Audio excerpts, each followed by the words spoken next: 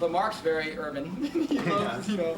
I grew up in a You grew up in difficult. the ghetto, so it's like you really relate to that. Yeah.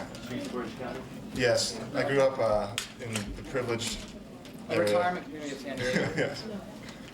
What's the worst thing? What's that? Worst thing in music this year? The worst thing that happened was George Harrison dying, for sure. Talk about how you created the name of your group. Talk about it. Talk about it. I remember. Don't you? No. Okay. What's this look like? Stop it, people. Come on, work with us here. Skateboarding one night. Thought of the name Blink, and then this other band called Blink from Ireland came by and said, "Hey, we're going to sue you." And we said, "No, you're not." And so we added a number, and the number is a secret. We can't tell you what that means. It's really just involves We thought it was the number of the beast, but we were way off. way off by like. Talk about your music and how you think it's going to bring people back together, especially after the September 11th incident. How music in general is going to bring Your people. music, we're talking Our about your music will music. bring people back together. You know what? I think that just music in general is just art and its expression, and I think that music is a force that people can relate to, and something that people can draw on for strength. And I think that music in general is going to help people get through. You know, obviously it's going to be a long process, but hopefully music can help a little bit. Our music will bring the world together. We've been saying that all night long. We're thinking the whole Middle East crisis we think will stop as soon as our records get distributed. Yeah, seriously. The only reason there's war in the Middle East is we don't have our records over there yet, Jay. Yeah, but we're gonna get them over there. And now that they allow music again in Afghanistan, they've actually had requests for Blink are really high. Yeah. We're gonna go over there. We have some numbers we want to perform. We can do one more. By the way, what's your game? What kind of gambling do you like to do when you come to Vegas? Again, oh, roulette. Blackjack. I like prostitution. Prostitution. Going out with a prostitute's kind of a little roulette. It's kind of like you never know what you're gonna get, you know. Okay. Thank you. Please.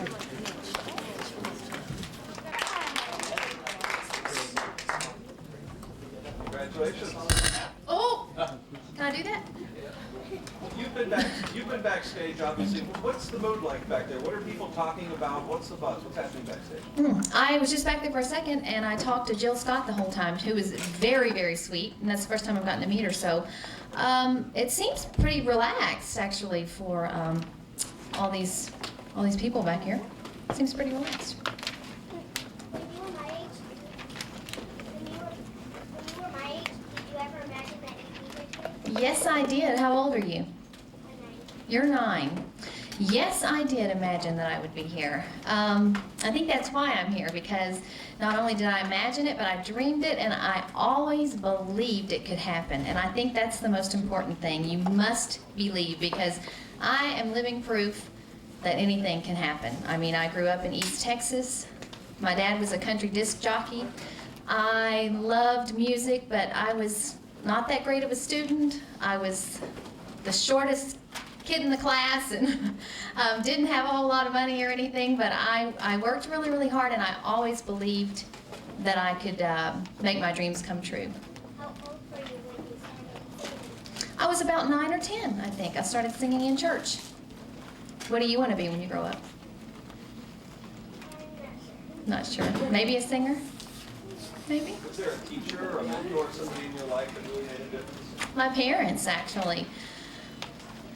Gosh, parents have such a responsibility, and they can make such a difference in their child's future just by telling them, Leanne, or whoever your child is, you can do whatever you want to do. And my parents, or they can be just the opposite. I've heard of parents who squelch, dreams of children, and that's really a shame, because I'm here to tell you, you can do whatever you want. And my parents always told me that. They always made me believe that. Well, you're a mom, right? Mhm. How do you stay close to your children? Talking, communicating. I mean, that is so important. Know what your kids are doing and where they are, and because if you don't talk to them, somebody else will. We can do one more. The song that was something that was happening in your life, or was there, I don't know, something in your children's life? When I first heard the song I Hope You Oh, Dance. you didn't write it, so it was written. No, Mark Sanders and Tia Stillers did a fabulous job on that song. When I first heard it, I was in the studio already making my record, and I had just had a baby, just had Anna, very unexpectedly, right in the middle of my career. And it just made me think about them. It made me think about Aubrey and Annalise and myself too. And you know, Leanne, if you had the choice to sit it out or dance, get up and dance. And it made me do that, and I think it made a lot of people do that. That's why it's number one. What was the hardest moment for you in breaking into this business? Waiting. It's very, very hard. All those years thinking, you know, is it going to happen? Is it going to happen? And I think the waiting was the hardest part. Okay, thank you. Thank you all. Thank you, Steve. Thank you.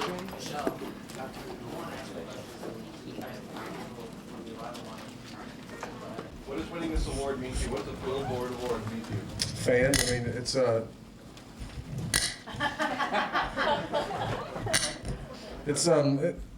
you know, although it's not voted on, it really is in a way. I mean, the fans buy the records, they request the songs, and you know, that's how you get played and that's how you get sold. So I mean, it's probably the industry and fans and all that other stuff rolled into one. It's probably the biggest award that you can get that really recognizes the accomplishments that you made, I guess.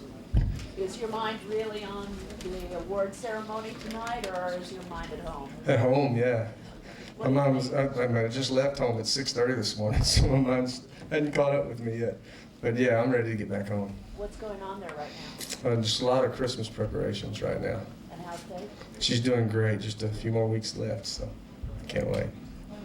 Do you know if you're going to have a girl or boy? We don't know. We didn't find out with the first two, so. We have a few either way, and we think we'll know when we look at it in space, we'll know what its name should be. You know, Faith to take some time off and new baby comes? Oh yeah, this is 14 years I think that I've been on the road playing music, so I think a little time off is good. But I'll be out there and working and making records and playing shows, so I'm not gonna disappear, and neither is she.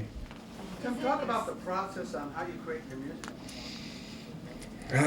You know, you listen for songs, you try to find songs that fit an idea that you have for the project, and from beginning to end, and you want hits, but you also want songs that are just good songs. You know, they don't necessarily have to be radio-friendly songs, I guess, but and mainly what I do is try to find things that I like as a fan, and kind of make the records that I hear in my head are the records I'd like to hear. And, not whether it's right or wrong, it's just what I like, and hopefully a lot of people agree with me. Did September 11th fit into your music in any way? Well, I think everything that happens in your life fits into your music in one way or another. It doesn't have to reflect your life, but it certainly, your life affects your music. So, yeah, I mean, you can't not think about it. How so?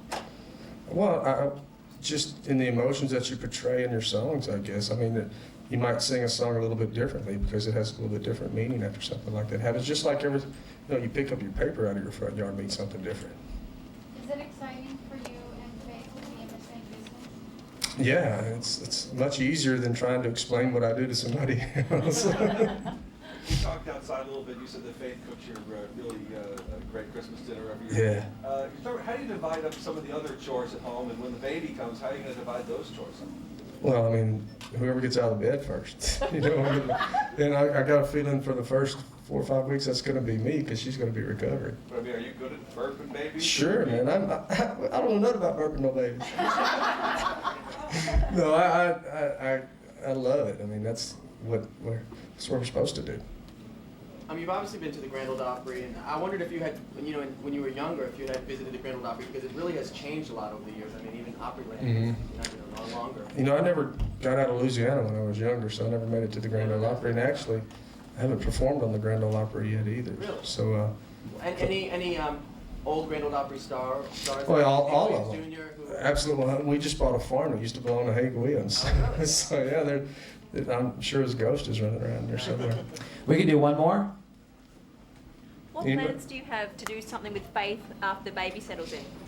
But we never really have plans unless we're planning on a tour or something, and I'd love to tour with her again, and because it's just so easy for our family, and we have a great time doing it. But if a song comes along that we like and we record it, we really don't ever have a plan for showing up anywhere on each other's projects. It just depends on if the song lends itself to it. Tim, back at the Grammy Awards, when you guys came back and talked to us, you were practically in tears. Oh, I was in tears. I was So an idiot. touched by everything that happened that night.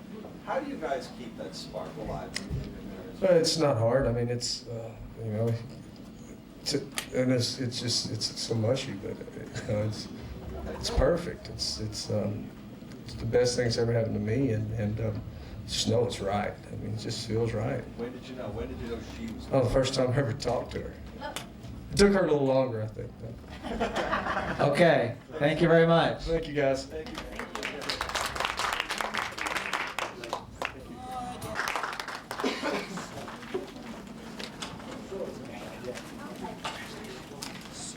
How many of these have you guys done so far? Congratulations, are you excited? How does it feel? Pretty good. Pretty good? Yeah. Now, you know, lately, it's the last year or so, you know, there's been there's Angie Stone. It seems like women with real soul, I like to say, are coming out. You know, there's been pop kind of R&B stuff, hip hop, but it's good to have singers like, you know, back in the day we had Patti LaBelle. Yeah. Y'all to come back. How does it feel to finally get real soul singers back in the spotlight? Well, I would say that it's great, but it's not complete. You know, we're not done yet. There's awesome vocalists like Julie Dexter and Ndombi that don't get the light that they deserve. It's more Etta James, it's more Sarah Vaughan, it's more, you know, classic. You know, and I'm really happy that, you know, Erykah Badu and Angie Stone have made a way for myself and those artists. Yeah. Now that you've gotten this award, how about putting a show together for Las Vegas? And what kind of show would it be? Well, it will be the same show that I do everywhere else. Lots of energy, great music. I sing my ass off and have a good time, and I demand crowd participation. I just think it's an important part of having a show. If the crowd isn't with you, they're not singing along, clapping, and enjoying themselves. What's the point? What do you like best about this town of Las Vegas, Nevada? What do I like best? Well, it's not the gambling. It's, I would have to say on the flight in, it's the colors, it's the plains, the tan and the bronze and the gold of the earth. So how much time does it take for you to prepare to come to an event like this? Hair, makeup, accessorizing yourself. How long does it take you to get ready, and how did you arrive at this outfit? Can you talk about it? Well, it began with the hair. My girlfriend, Sarita Scott, did it for me. It's called threading. It's an old African hairstyle. To say exactly where it comes from is almost impossible, but I think it, you know, it began in South Africa. The sweater, I was thinking very much of mahogany. And then I thought, oh, the hair and the sweater, you know, they kind of talk to each other. Then I figured something long and added a little, thanks. So, you know, I just want to be a wife for a little while. Jill, I'm sure you always thought that you had the pipes and you had the talent, but with things like this, does that mean more validation for you? Do you breathe a sigh of relief that everybody kind of agrees that you are an exceptional singer, or? Well, you know, the awards are very nice. They're very nice. I gotta admit, it's really fly to hold something like this and have it belong to me. But at the end of the day, I know. I know. You have any duets in the works? Well, I don't know if you know, but I did a song with Ron Isley on his newest album. And I have a great song that I did with Darius Rucker, you know, formerly of, you know, Hootie and the Blowfish. And I just did a few songs with Common that he requested Minnie Riperton-esque vocal stylings. So I had a lot of fun doing that. That was great. Who are you listening to these days? What's your CD player, and are you reading any books? Well, I'm actually reading the autobiography of Malcolm X, written by Alex Haley. And I read a lot of Octavia Butler, science fiction, you know, but, you know, black, which is really fly, because that's a rarity. And I'm listening to Ndombi, She has a beautiful CD out. She's an independent artist. And Julie Dexter as well. And Bilal. I'm in love with Bilal. His album is called Firstborn Second. And I definitely think it's worth listening to. Jill, this, you obviously don't make it this far in the business just by, getting it handed to you. Obviously you work very hard. Yes. Is there something that you had to overcome? I mean, you're really happy today, and I know probably at the same time you're thinking of those things that you had to overcome in order to get to this stage right here. Can you tell us maybe one of those things you had to get through? Well, one of the things, a couple of years ago, I was cleaning toilets and building sets, hanging lights, and building stages at a theater company. And they allowed me to understudy in the musicals. And I guess some part of me was being really egotistical because I knew that I could do it well, maybe even better than who was on the stage. But I had to eat a lot of humble pie because I figured in the long run, it was better for me. But that wasn't easy. To sit back and clean their clothes every night, to clean the actors' underwear every night, and know that I should be on stage. At these moments, is there a moment right now when you look at, maybe you think of somebody who said basically, Jill, you ain't gonna make it, or Jill, you don't got what it takes. Was there anybody that ever came to you and Never. maybe was a little jealous? Never. Never. We could do one more. Can you sing a little something for us? Can I sing something? Oh boy. Or we could do one song. Let's see. And this is something from the new album, old stuff that I had that I liked. And the lyrics are, if you want it in the morning, just call my name. If you want it in the evening, baby, just do the same. Let me sock it to you, sock it to you, sock it to you, sock it to you, the way a woman can. Let me give it to you, baby, make you feel like a real ow. Yeah. Thank you.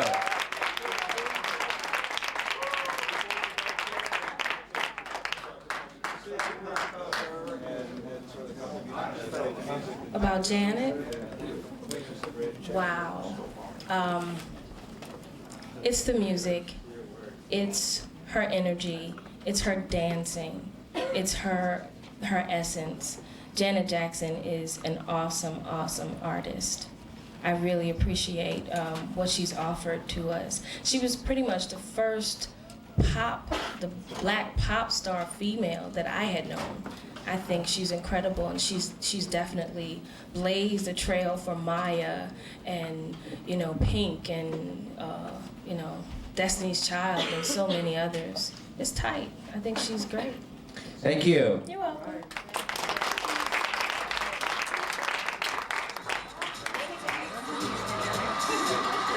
What's up, y'all? Wake up, dude. Y'all got the mints. The mints in this joint. Oh yeah, I need one of them. Would you mind starting by saying a couple of words about Miss Janet Jackson and what makes her such a legend and how she's influenced you? Man. Well, of course, anybody that know the history of Missy Elliott knows that I'm a big fan of Janet and Michael. I used to write them when I was a little kid. Well, when I was actually not even a little kid, when I was in high school, I used to write them and send them my schedule to my classes and ask them to come pick me up. And I used to have like these visions of them riding in the limo and Michael with the glittery glove hanging out the window to come get me out of my class. But of course that ain't never happened. But now I know Janet, and I mean, she's always been an inspiration to me, because the first time I really realized that she was just like a true entertainer was when she did Pleasure Principle, and she had no champagne, no cars, no dancers. It was just, her. Hey, shut up!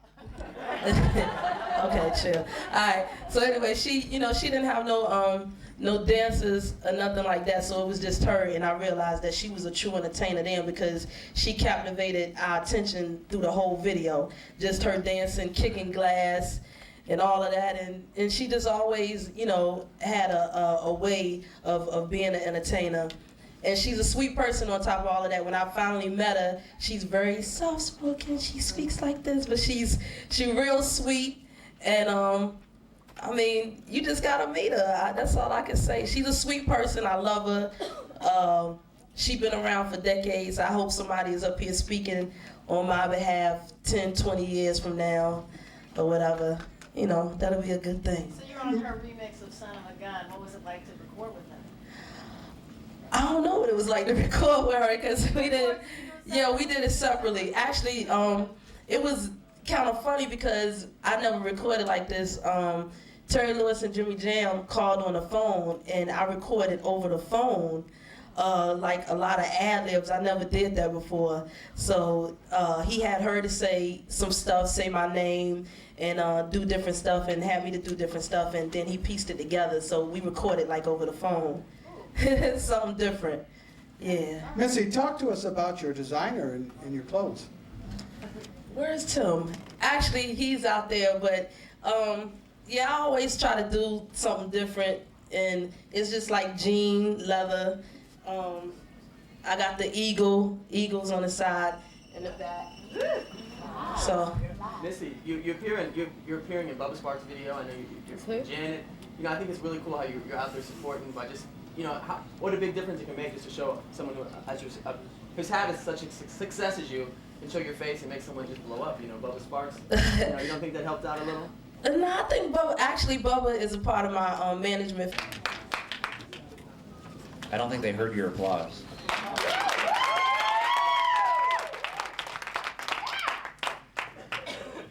Much better.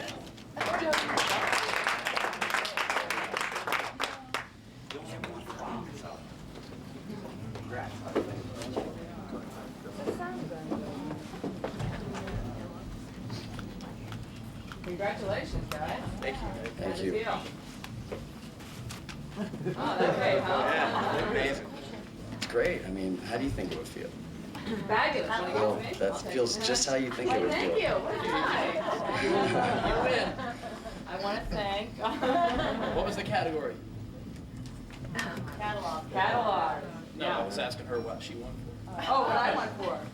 For asking the best question. There you have it. There you go. I don't know if you just saw John Mellencamp just received the Century Award. Could you speak a few words about him and if he has had any influence on your music, your careers, and your fans?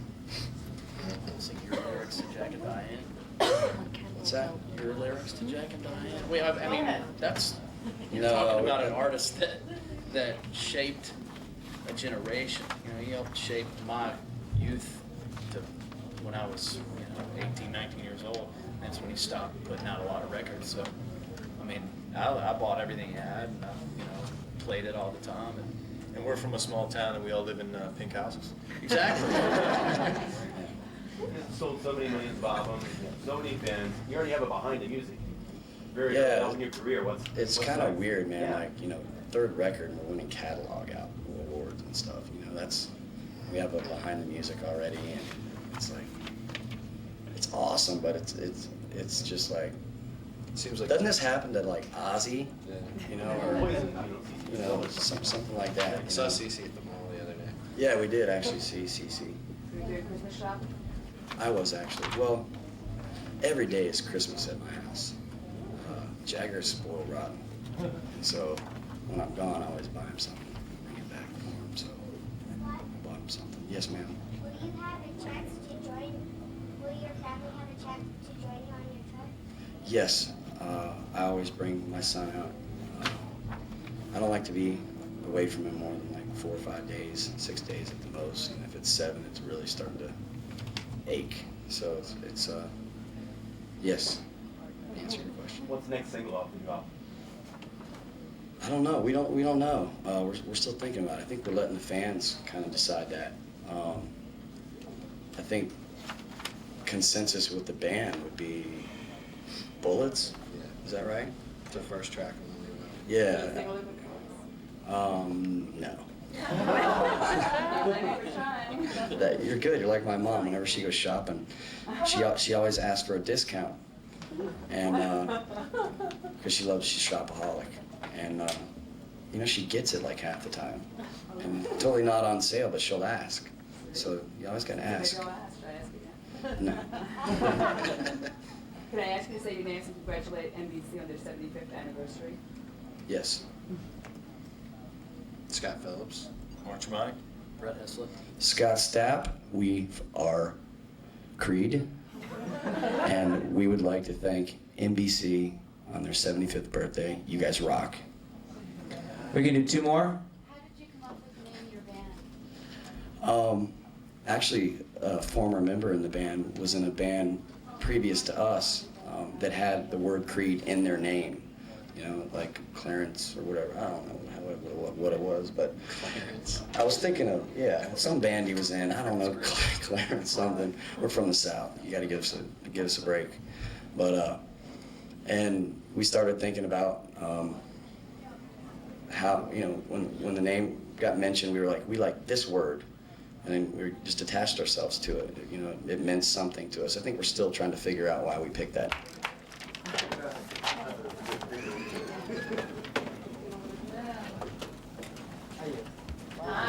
Congratulations. Thank you. What does it mean to you to win an award like this, honored in this way? Well, when they first called and told me, I thought, I didn't know I was old enough to get that. I guess I am. You know, I never really went into anything thinking about winning any kind of an award, so it's nice and humbling, but you know, it's not really what I do. John, what is you're very serious about the situation that we're involved in, every artist is, but what are some of your thoughts about how things should be handled regarding? Oh, that doesn't matter what I think. You know, I probably have a different opinion than most people think I should, but my opinion doesn't matter. You seem very touched that you were standing in the same place where George Harrison was 10 years ago. Well, you know, he is like some of the guys that started this whole thing. And if he didn't start it, he was there at the beginning. And it's just, it's kind of amazing to me. You know how fast time goes by, you know, it's just like, it just seemed like I bought their first record. I remember, you know, saving up my money. I was in 5th grade when I bought that album and wrote up and got Meet the Beatles. So, and all the stuff that he's given and the way that he carried himself very well. He wasn't, you know, he really shied away from the publicity, and I admired that in him. And I thought he just set a great example for people to follow. I gotta ask you, how in the world did you get here without kissing anybody's behind? Honestly? Yeah. You don't want to hear this. Hey, fuck you. That was pretty much it. We can do two more. You said you've had a lot of fun times. What's one of the moments when you look back and see what you would say would be the most exciting moment, other than tonight? Oh, I've had so many good times, man. I mean, it's just, I have laughed so hard that I've fallen out of my chair just at stuff that's happened in the music business, happened to me, happened at shows, happened at recording sessions, people I've met. It's been great, you know. It's been more than I've deserved, I'll tell you that. What about the Jessica Simpson song? What do you think about people, young artists using samples of your songs or bits and pieces of your songs to?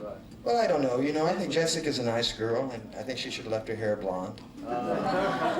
Last one. What about the creativity of your music? Congratulate NBC on their 75th anniversary. Pardon me? Can you say your name and congratulate? Oh, I'm not very good at IDs. I'm not very good at that. Yeah, how about a Thank you question? Can you Thanks talk for- to us about Last your question. creative process? Talk to us about your creative process, your music.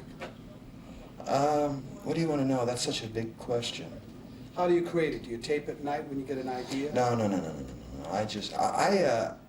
I have a hard time remembering if somebody mentions, hey, you know, that song Crumbling Down, I have to think, you know, what album that was on, because for me it's all the same, you know, it's all just writing a song, trying to come up with a way to say something that, you know, you can never say anything original. It's all been said. How do you say it that's interesting? How do you say it that might touch somebody for a moment? How do you say it, you know, and even that, how do you get the shit on the radio? You know, you got to think about that. So, I don't know. My best songs, for some reason, I don't know why, I think people kind of felt like I was talking to them. And if you can do that, then that's what it's about. Thank you and congratulations. Thank you.